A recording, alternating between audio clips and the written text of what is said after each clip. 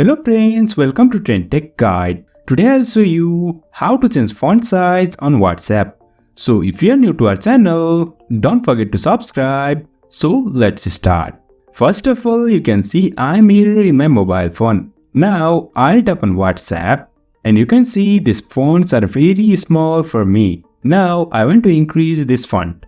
For that, first of all go back and over here tap on this settings.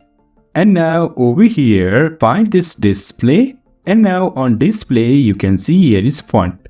Tap on this and now we can increase font from here. Now just tap on this and hover around over here. Just increase this. I'll keep it to extra large. Now tap on this apply. Now go back and then tap on this WhatsApp. Now over here you can see font size of WhatsApp is increased. So in this way we can increase font size on WhatsApp. So if you find this helpful, don't forget to subscribe. Have a good time.